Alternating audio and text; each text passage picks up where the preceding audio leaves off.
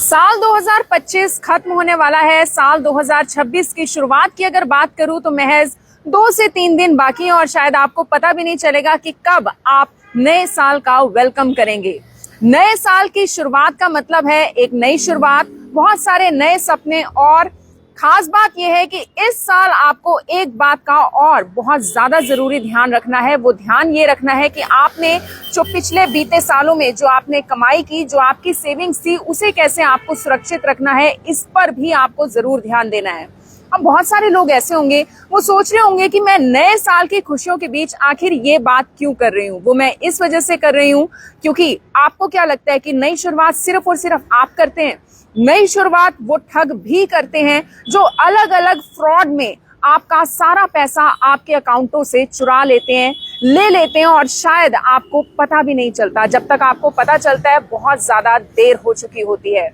आपको फोन आता है, आपको फोन पर डराया जाता है, धमकाया जाता है और शायद आप डर भी जाते हैं। उसके बाद आपके लाखों की कमाई चली जाती है। और ऐसा ही एक डिजिटल अरेस्ट स्कैम होता है। इस स्कैम के बारे में आपने जरूर सुना होगा। ये स्कैम आखिर कैसे होता है, इसके बारे में तो हम आपको पूरी जानकारी देंगे ही, लेकिन आज करनाल ब्रेकिंग न्यूज आपको इस स्कैम के बारे में क्यों जानकारी दे रहा है, उसको भी लेकर हम जरूर बात करेंगे। सबसे पहले ये बात करना चाहूंगी कि डिजिटल अरेस्ट स्कैम आखिर क्या होता है। डिजिटल अरेस्ट स्कैम में सबसे पहले आपको या तो फोन कॉल आता है या फिर व्हाट्सएप कॉल आती है। व्हाट्सएप कॉल के बाद आपको ये कहा जाता है कि आप फोन कट नहीं कर सकते क्योंकि आप अरेस्ट हो चुके हैं। आप अचानक से डर जाते हैं, आप अचानक से घबरा जाते हैं क्योंकि किसी भी पुलिस अफसर का कॉल आता है तो कोई भी इंसान डर सकता है, कोई भी इंसान घबरा सकता है। और अगर कोर्ट और कचहरी का नाम आ जाए तो बदनामी का डर आपको भी सताने लगता है।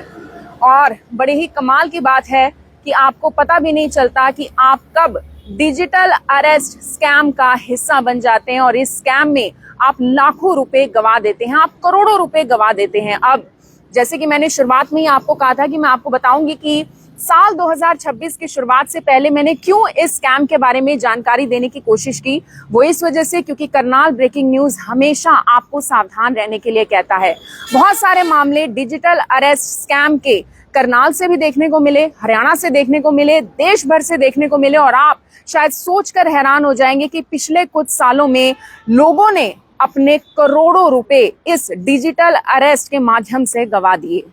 अब सोचने वाली बात यह है कि आप जब घबरा गए वहां पर आपको सावधान रहने की जरूरत थी, लेकिन आज भी शायद बहुत सारे ऐसे लोग होंगे जिन्हें डिजिटल अरेस्ट स्कैम के बारे में कोई जानकारी नहीं है। सबसे पहले मैं आपको ये चौंकाने वाली बात बताना चाहती हूँ कि हमारे देश, हमारे भारत के अंदर डिजिटल अरेस्ट जैसा कोई शब्द, कोई चीज है ही नहीं। यानी कोई भी पुलिस अफसर आपको कभी भी फोन कॉल पर, व्हाट्सएप कॉल पर, मैसेंजर कॉल पर या फिर किसी भी सोशल मीडिया प्लेटफॉर्म पर आपको कभी अरेस्ट कर ही नहीं सकता। अगर किसी पुलिस अफसर को आपको थाने के अंदर बुलाना भी है, इस वक्त भी क्योंकि मैं एक थाने के अंदर ही मौजूद हूँ, यहाँ पर भी अगर आपको किसी ने बुलाना है तो आपको एक नोटिस भेजा जाता है। उस नोटिस के जरिए ही आप मौके पर पहुंचते हैं, पुलिस वालों से बातचीत करते हैं अगर कोई भी कारण रहता है। यानी डिजिटल अरेस्ट जैसा तो कुछ होता ही नहीं। फिर आखिर लोग क्यों घबरा जाते हैं? शायद लोग बदनामी के डर से घबरा जाते हैं। उन्हें इस तरीके से सख्त आवाज में बोला जाता है कि आप अरेस्ट हो गए हैं कि वो उसे ही सच मान लेते हैं। आज करनाल ब्रेकिंग न्यूज आपको कुछ नियमों के बारे में बताएगा जो आपको नए साल यानी 2026 की शुरुआत से ही अपने दिमाग में रखने हैं।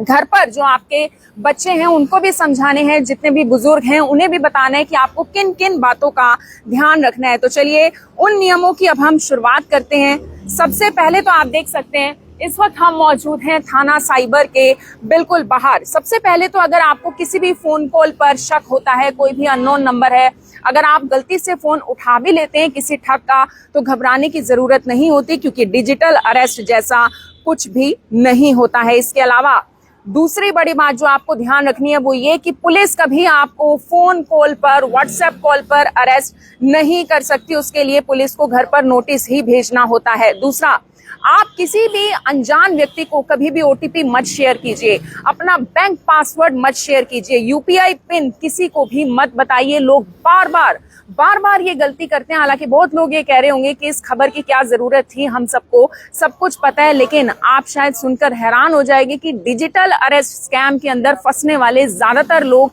पढ़े लिखे ही होते हैं। एनीडेस्क या फिर कोई भी रिमोट ऐप डाउनलोड मत कीजिए, कोई भी अननोन लिंक पर क्लिक मत कीजिए। अगर आपको जरा भी शक होता है तो तुरंत फोन काट दीजिए। इस बात से बिल्कुल मत डरिए कि आपको अरेस्ट कर लिया जाएगा, पुलिस आपके पीछे लगी हुई है, आपके घर के बाहर पुलिस अफसर खड़े हुए हैं। इन बातों पर भरोसा मत कीजिए।